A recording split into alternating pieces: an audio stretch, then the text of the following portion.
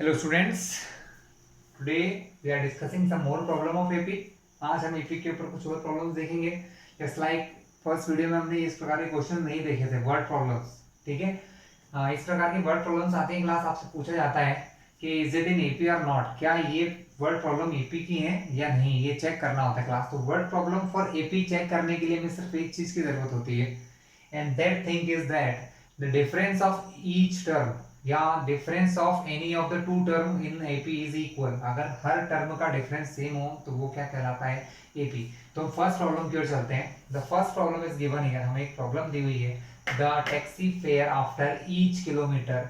मतलब एक टैक्सी वाला है, वो अपना किराया ले रहा है.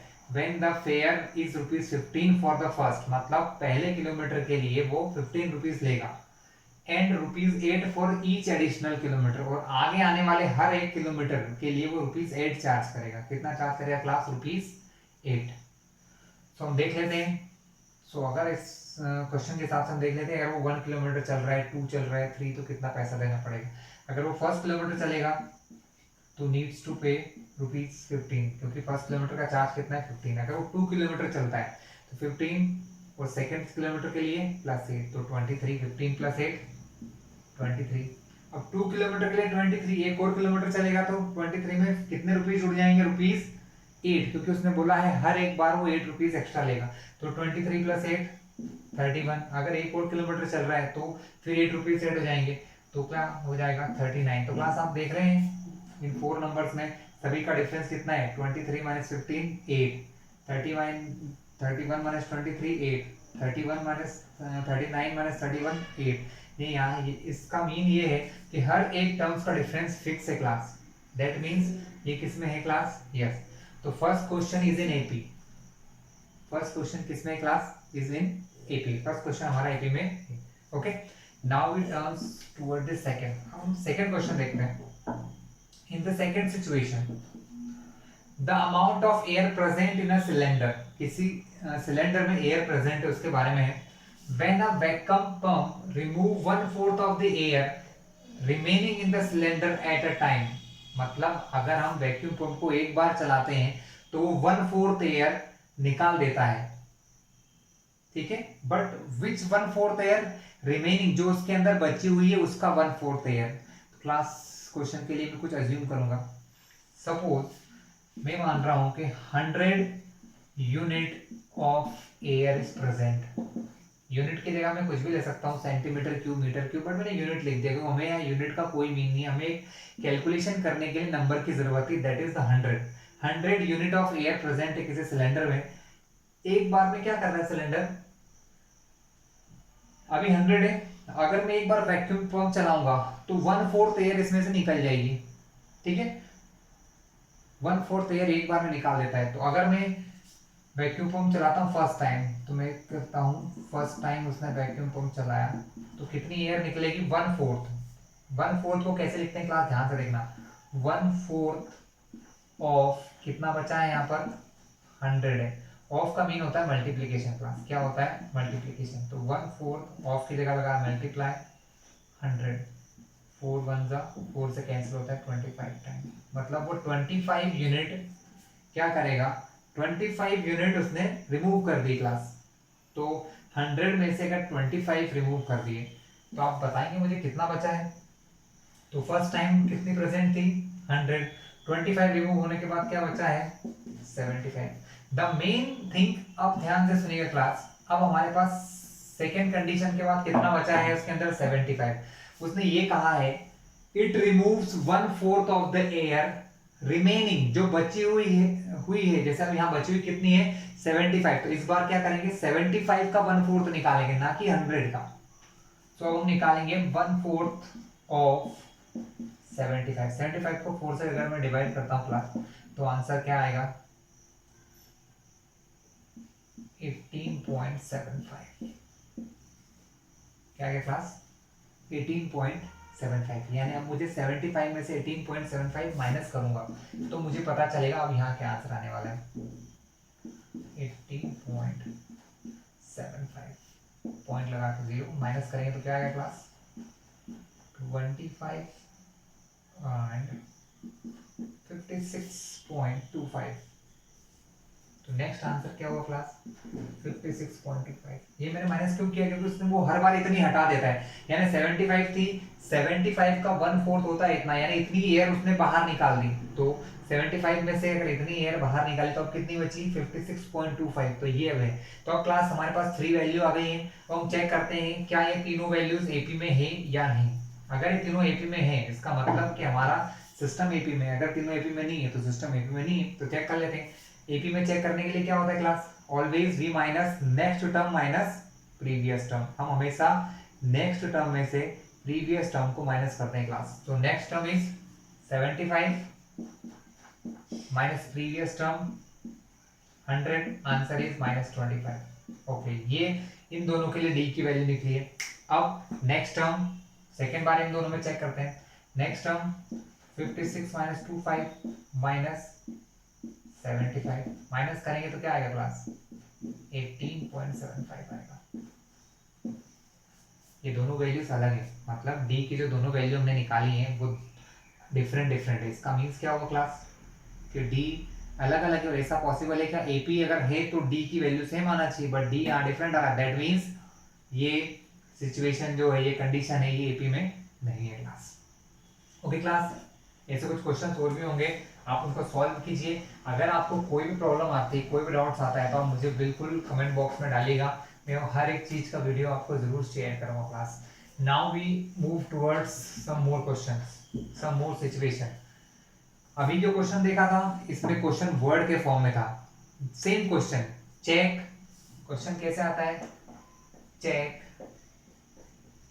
The given numbers are they in AP or not। मतलब हमको कुछ नंबर्स दिए होंगे, हमें चेक करना है वो एपी में है या नहीं है क्लास। जैसे एक क्वेश्चन है, वैसे तो मैंने आपको लास्ट टाइम भी कराया था, लेकिन थोड़ा सा हट के और थोड़ी हार्ड क्वेश्चन है। पहले बहुत सिंपलेस्ट क्वेश्चन कराए थे, क्योंकि फर्स्ट क्लास थी, समझना आसान होना चाहिए।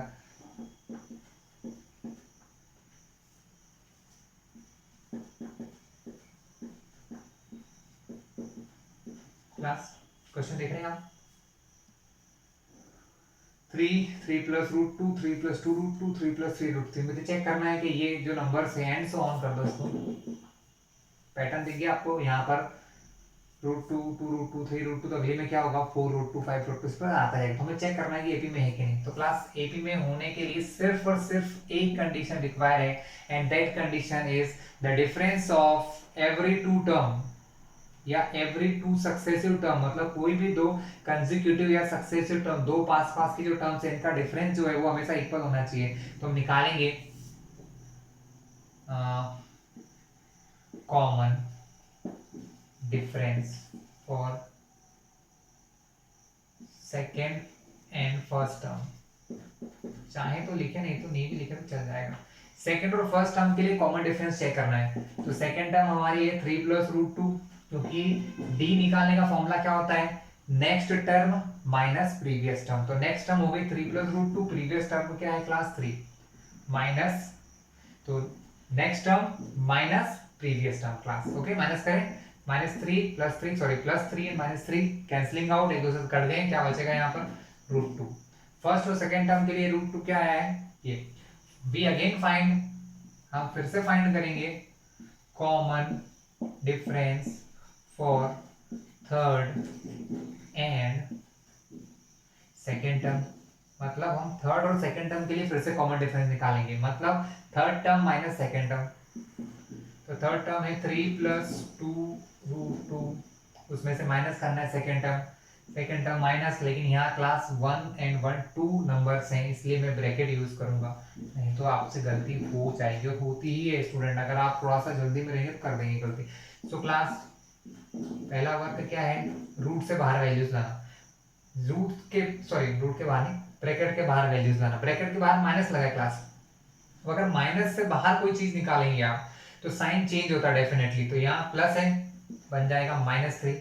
Here is plus root 2 after removing bracket it becomes -√2। आप देख रहे हैं कुछ कैंसिलिंग हो सकता है, यस, +√3 -√3 कैंसिल हो रहा है क्लास। 2√2 एंड -2√2, मैं एक बार लिख देता हूँ तो इजी रहेगा, 2√2 and -√2।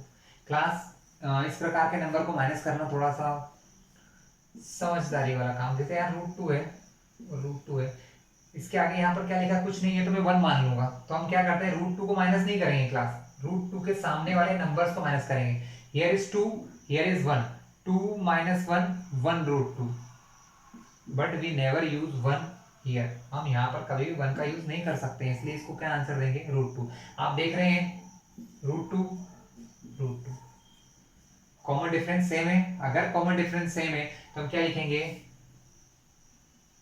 Because common difference are equal for each successive terms, मतलब हर सक्सेसिव टर्म के लिए कॉमन डिफरेंस इक्वल है, therefore given numbers are in AP. इसलिए गिवन नंबर्स किसमें है, एपी में है क्लास। ओके क्लास, ये था आपका क्वेश्चन। ऐसा ही एक और एग्जांपल देखते हैं थोड़ा सा अलग।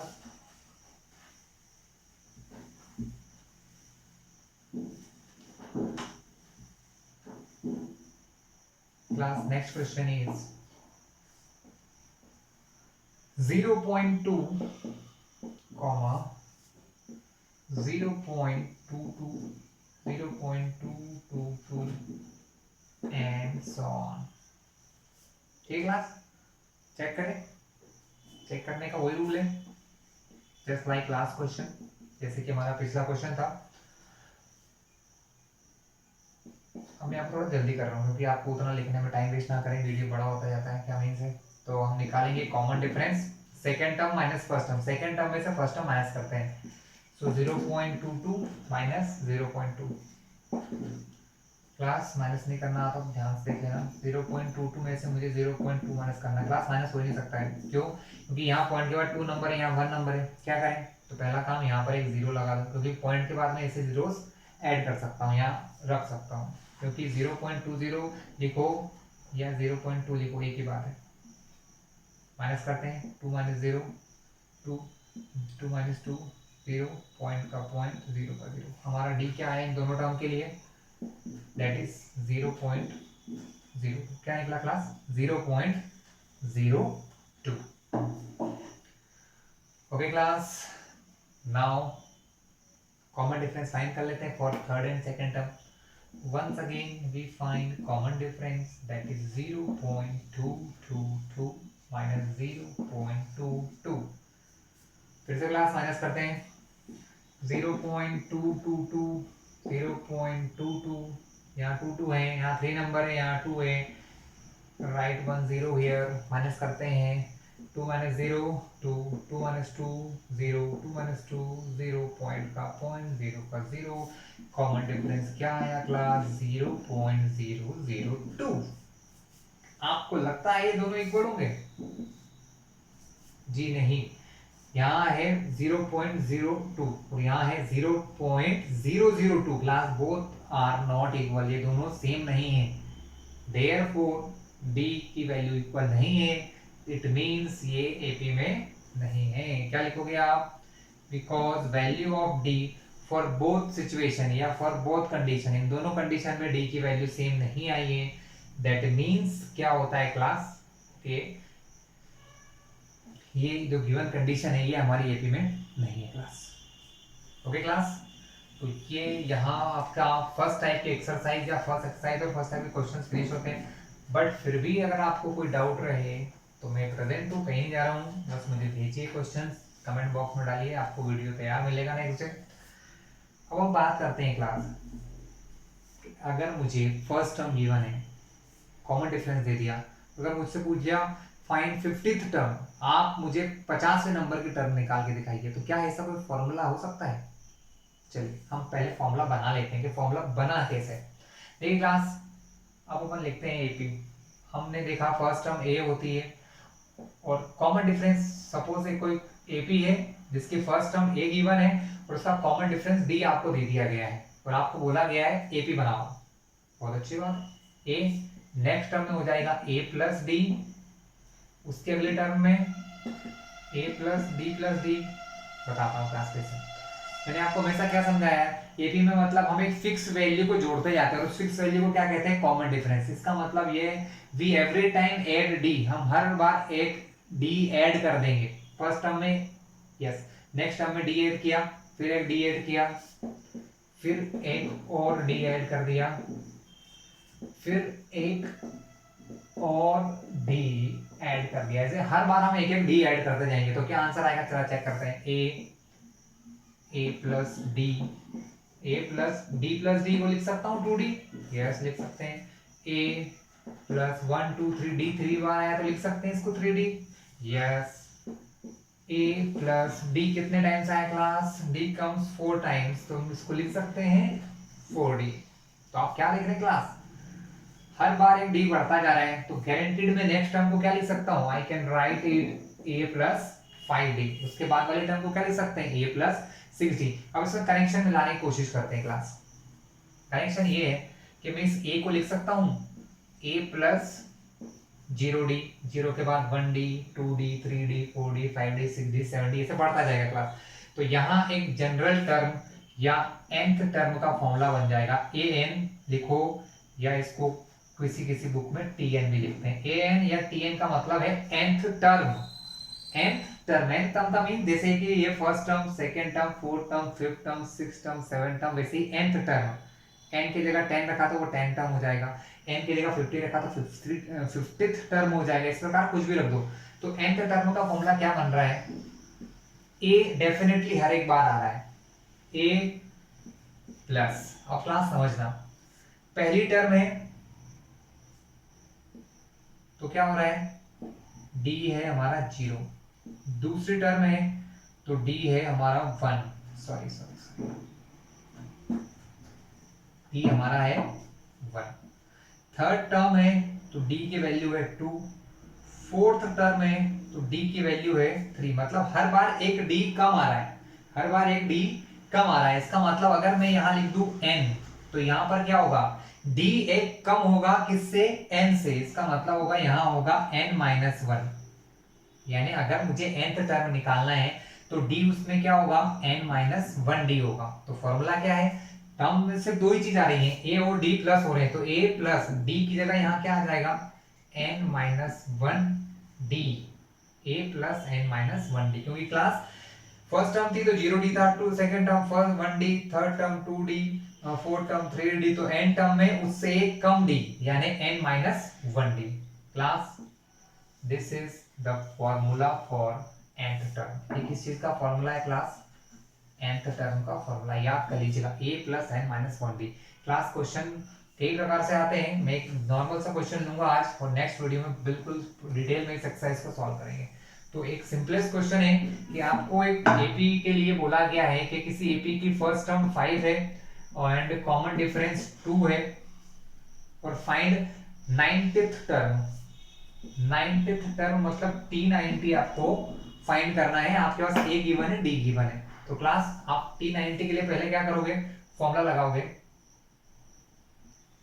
an या उसको tn भी कह सकते हैं, वो होता है a plus n minus 1 into D, n के प्लेस पे 90, सो T90, a 5 प्लस n के प्लेस पे क्या लिखना है class, 90, 90 minus 1 at the place of d we write it 2, so 5 plus 90 minus 1 that is 89 into 2, 89 का मल्टीप्लाई करें 2 से तो क्या आएगा बताएंगे आप लोग, 89 2 सा is it 188, yes it is 188, okay class, and multiply also plus 5 so that is 193, so T90 क्या आया क्लास, 193 आ गया।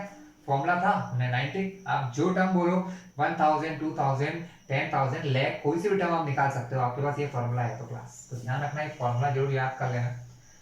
नेक्स्ट क्लास इसमें आपको बहुत अच्छे अच्छे क्वेश्चन कराऊंगा, थोड़े हार्ड से थोड़े नॉर्मल से, जो आपको एग्जाम्स में भी आते हैं तो काफ़ी हेल्प करेंगे आपको क्लास। ओके क्लास, सो आज का वीडियो एंड होता है। अगर नए हैं चैनल पर तो सब्सक्राइब जरूर करें, बेल आइकन दबाएं जिससे कि आपको सारे वीडियोस मिलते रहेंगे क्लास। ओके।